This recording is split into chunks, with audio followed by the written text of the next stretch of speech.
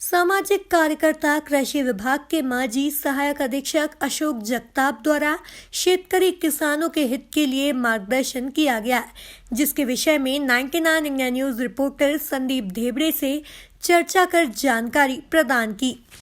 नमस्कार। आज आमच्याबरोबर खास चर्चा करण्यासाठी कृषी विभागाचे सहाय्यक अधीक्षक अशोक जगताप साहेब आज आपल्यासोबत उपस्थित आहेत। ते आज विविध विषयावर आपल्यासोबत चर्चा करणार आहेत। अशोक जगताप साहेब यांचे कृषी विभागामध्ये 33 वर्ष सेवा झालेली आहे व ते आता सध्या सामाजिक क्षेत्रामध्ये, धार्मिक क्षेत्रामध्ये कार्यरत आहेत। सर, बोला।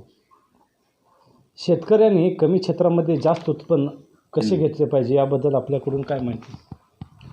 हे पहा, कृषी विभागाकडून कृषी माहिती संदर्भातील शेतकरी मासिक नावाचं एक मासिक प्रसिद्ध केलं जातं आणि या मासिकामध्ये शास्त्रीय पद्धतीने शेती उत्पादन कसं केलं जावं यासाठी शेतकऱ्यांना माहिती उपलब्ध करून दिली जाते। त्यामध्ये मातीचे परीक्षण करून घेणे, कमी क्षेत्रामध्ये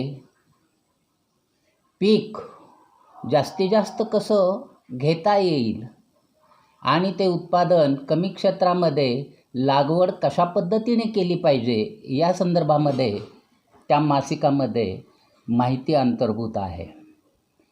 मासिक हे शेतकऱ्याने अवश्य वाचलं पाहिजे, कारण प्रत्येक पिकाच्या संदर्भामध्ये त्याला लागणारं हवामान, त्याला आवश्यक असलेलं तापमान, त्यानंतर पाणी, त्यानंतर उत्पादन घेत असताना योग्य प्रकारचे बी बियाणे या संदर्भातली माहिती शेतकरी मासिकामध्ये अंतर्भूत केलेली आहे। ते आपण वाचून घेऊन त्या अनुषंगाने आपण कमी क्षेत्रामध्ये जास्तीत जास्त उत्पादन घेऊ शकाल।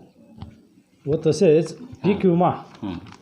पीक विमा या संदर्भात शासकीय लाभ कसा घेता येईल?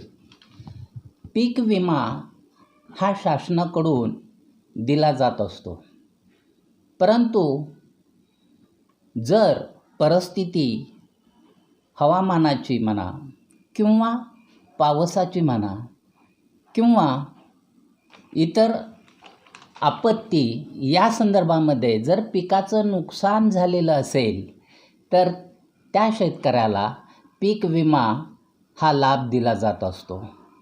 त्या संदर्भामध्ये त्याचे कागदपत्र निर्माण करणं, उदाहरणार्थ जर आपत्तीनुसार पिकाचं नुकसान झालेलं आहे, ते पीक कोणते आहे, त्या पिकाच्या संदर्भामधली माहिती, किती क्षेत्रफळ, या किती क्षेत्रामध्ये या पिकाचा त्यांनी घेतलेला उत्पादन या संदर्भातले त्यांची कागदपत्र, त्याचप्रमाणे क्षेत्रानुसार असणारी त्यांच्यामध्ये झालेली लागवड ही किती होती या संदर्भातली माहिती आणि शासकीय स्तरावरून झालेला पंचनामा याची कागदपत्र जोडून शासनाकडे त्या संदर्भातला प्रस्ताव पाठवला जाऊन त्यांना पीक विमा हा मिळवून देता येतो।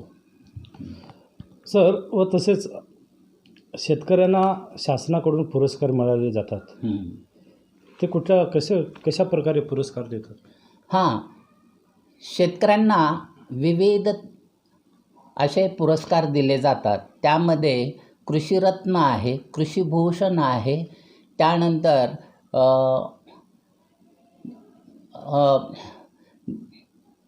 जिजामाता यांचा पुरस्कारही दिला जातो।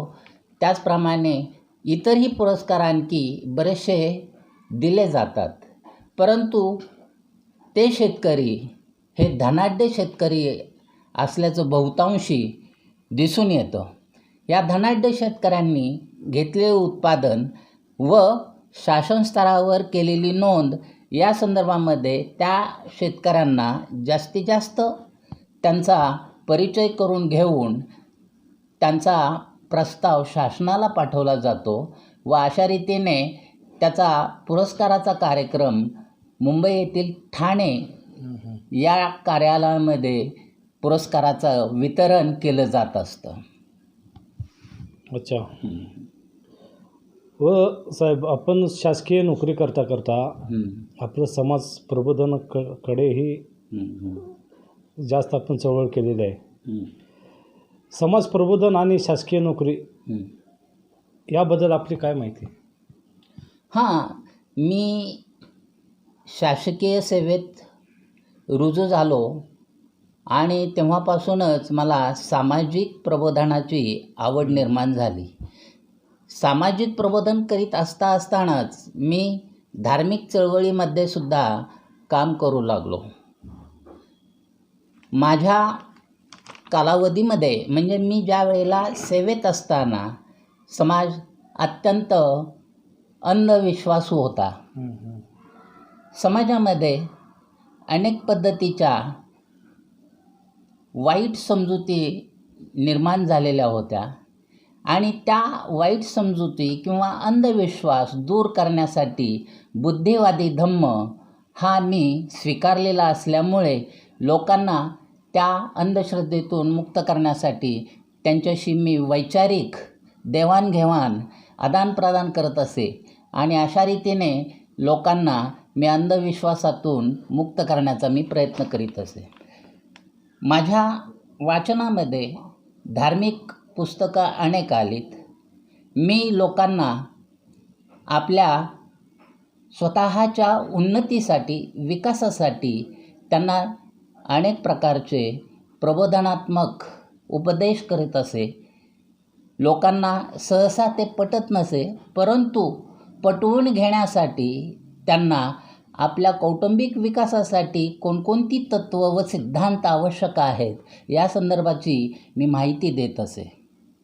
वास्तविक पाहता मी जो धम्म सांगत असे त्या धम्मामध्ये असणारे पंचशील, त्या पंचशिलाची असणारी तत्त्व मी लोकांना सांगत असे.